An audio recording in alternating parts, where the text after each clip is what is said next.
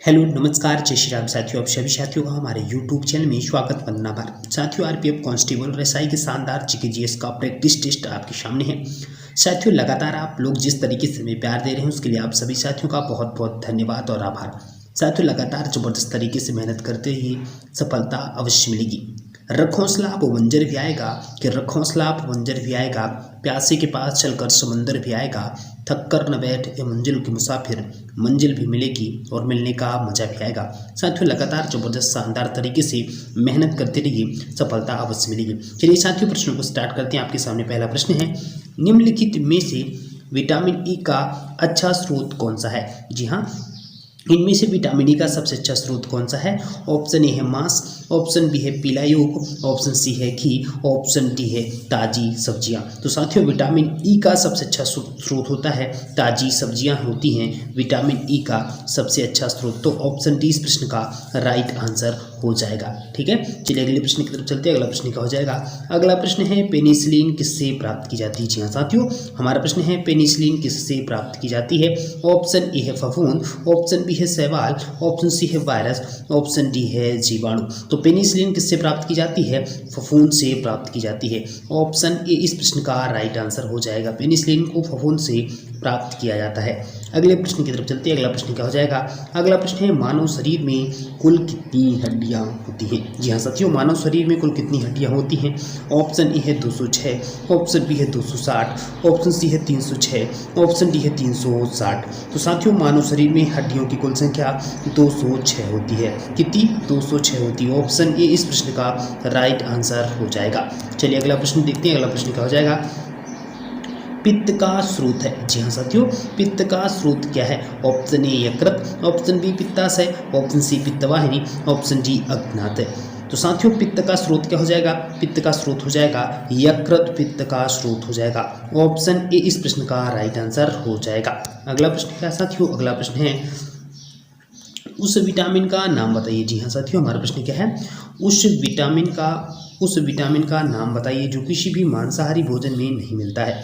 Option A है vitamin B12, option B है vitamin C, option C है vitamin D, option D है vitamin के। तो साथियों उस विटामिन का नाम बताइए जो किसी भी मांसाहारी भोजन में नहीं मिलता है। तो ऑप्शन हो जाएगा विटामिन डी जो है तो किसी भी मांसाहारी भोजन में नहीं मिलता है। विटामिन डी का स्रोत क्या है? तो सूर्य का प्रकाश, सूर्य के प्रकाश से विटामिन डी प्राप्त किया जाता है। क्या? सूर्य का प्रकाश क्या हो जाएगा? सूर्य के प्रकाश से विटामिन डी को प्राप्त किया जाता है। ये किसी भी मांसाहारी भोजन से प्राप्त नहीं किया जा सकता है। ठीक है, अगले प्रश्न की तरफ चलते हैं। अगला प्रश्न क्या हो जाएगा? अगला प्रश्न है मानव शरीर का सबसे बड़ा अंग। जी हाँ, मानव शरीर का सबसे बड़ा अंग कौन सा है? ऑप्शन ए है हृदय, ऑप्शन बी है मस्तिष्क, ऑप्शन सी है यकृत, ऑप्शन डी है गुर्दा। तो मानव शरीर का सबसे बड़ा अंग हो जाएगा यकृत, मानव शरीर का सबसे बड़ा अंग हो जाएगा। ऑप्शन सी इस प्रश्न का राइट आंसर हो जाएगा। और अपने ऑप्शन के हिसाब से यदि यकृत इसमें ऑप्शन नहीं दिया होता तो त्वचा मानव शरीर का सबसे बड़ा अंग हो जाता। तो ये भी ध्यान देना है। ठीक है, यदि ऑप्शन में यकृत नहीं होगा तो त्वचा उस प्रश्न का राइट आंसर हो जाएगा। ठीक है, चलिए हमारे शरीर का सबसे व्यस्त अंग कौन सा कहलाता है? सबसे व्यस्त रहने वाला अंग तो ये हृदय जो होता है वह मानव शरीर का सबसे व्यस्त अंग होता है। ठीक है, अगला प्रश्न क्या है? अगला प्रश्न है वाहनों के अग्रदीपों में। जी हाँ साथियों, हमारा प्रश्न क्या है? वाहनों के अग्रदीपों यानी हेडलाइट में किस प्रकार के दर्पणों का इस्तेमाल किया जाता है? ऑप्शन ए है समतल दर्पण, ऑप्शन बी है अवतल दर्पण, ऑप्शन सी है उत्तल दर्पण, ऑप्शन डी है परवलयी दर्पण।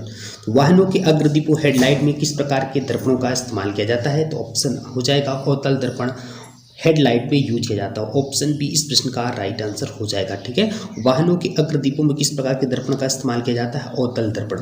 उत्तल दर्पण साइड मिरर के रूप में क्या ध्यान रखना है? साइड मिरर के रूप में उत्तल दर्पण हो जाएगा। साइड मिरर के रूप में उत्तल दर्पण का उपयोग किया जाता है। ठीक है, तो ये ध्यान रखना है। हमारा प्रश्न क्या था, हेडलाइट में हेडलाइट के रूप में अवतल दर्पण का उपयोग किया जाता है। ऑप्शन 20 प्रश्न का राइट आंसर हो जाएगा। ठीक है, अगला प्रश्न क्या है, अगला प्रश्न है किसी तुल्यकारी, जी हाँ, किसी तुल्यकाली उपग्रह की पृथ्वी की सतह से ऊंचाई लगभग कितनी होती है। किसी तुल्यकाली उपग्रह की पृथ्वी की सतह से ऊंचाई लगभग कितनी होती है। ऑप्शन है 36,000 किलोमीटर, ऑप्शन बी है 30,000 किलोमीटर, ऑप्शन सी है 42,000 किलोमीटर, ऑप्शन डी है इनमें से कोई नहीं। तो किसी तुल्यकाली उपग्रह की पृथ्वी की सतह से ऊंचाई लगभग कितनी होती है, 36,000 किलोमीटर। ऑप्शन ए इस प्रश्न का राइट आंसर हो जाएगा। ठीक है, 36,000 किलोमीटर किसी तुल्यकाली उपग्रह की पृथ्वी की सतह से ऊंचाई होती है। अगला प्रश्न क्या है, अगला प्रश्न है किसी बिजली के, जी हाँ, प्रश्न है किसी बिजली की इस्त्री को गर्म करने के लिए किस धातु का प्रयोग किया जाता है। जी हाँ, किसी बिजली की इस्त्री को गर्म करने के लिए किस धातु का उपयोग किया जाता है। ऑप्शन ए है तांबा, ऑप्शन बी है निक्रोम, ऑप्शन सी है जस्ता, ऑप्शन डी है टंगस्टन। तो बिजली में जैसे कि बात करें प्रेस, तो प्रेस में कौन सी धातु का यूज किया जाता है, ध्यान रखना है नाइक्रोम धातु का यूज किया जाता है। ठीक है, ऑप्शन बी इस प्रश्न का राइट आंसर हो जाएगा। टंगस्टन जिसका हाई मेल्टिंग पॉइंट होता है, हाई मेल्टिंग पॉइंट का मतलब जैसे टंगस्टन का उपयोग इसमें बल्ब में किया जाता है, इसलिए किया जाता है क्योंकि इसका जो जलने की जलन शक्ति होती है वो अत्यधिक होती है। क्या होती है, लगभग इसकी कितनी होती है, 5500 डिग्री सेल्सियस होती है। क्या ध्यान रखना है, इतनी डिग्री सेल्सियस होती है टंगस्टन का तापमान होता है। सबसे अधिक तापमान के साथ टंगस्टन धातु का होता है जो तापमान को अपने अंदर सृजित कर सकता है। ठीक है, चलिए अगले प्रश्न की तरफ। टंगस्टन का उपयोग कहाँ किया जाता है, बल्बों में किया जाता है। सूर्य के सबसे निकट ग्रह कौन सा है। जी हाँ, प्रश्न क्या है, सूर्य के सबसे निकट ग्रह कौन सा है।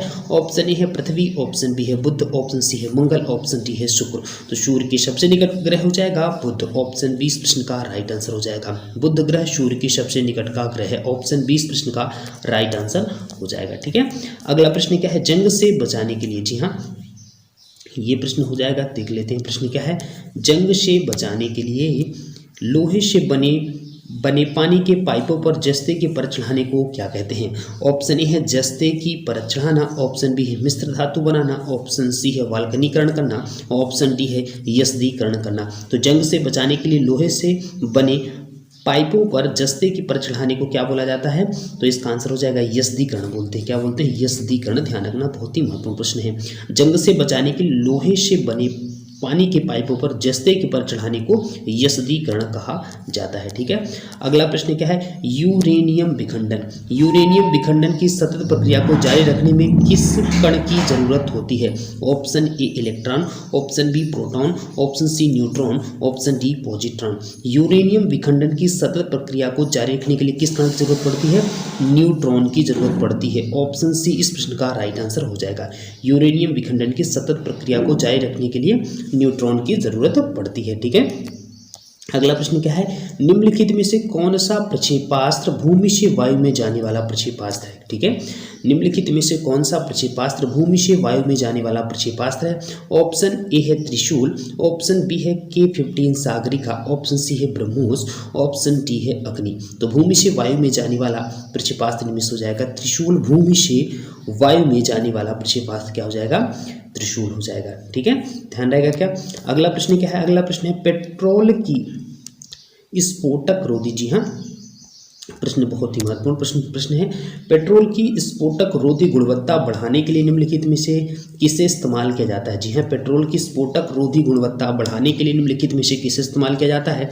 ऑप्शन ए है टेट्रा एथिल सीसा, ऑप्शन बी है ट्राई मीथिल सीसा, ऑप्शन सी है ट्राई एथिल सीसा, ऑप्शन डी है टेट्रा मेथिल सीसा। तो साथियों, पेट्रोल की स्फोटक रोधी गुणवत्ता को बढ़ाने के लिए टेट्रा एथिल सीसा का यूज किया जाता है। ऑप्शन इस प्रश्न का राइट आंसर हो जाए। क्या ध्यान रखना है, पेट्रोल की स्फोटक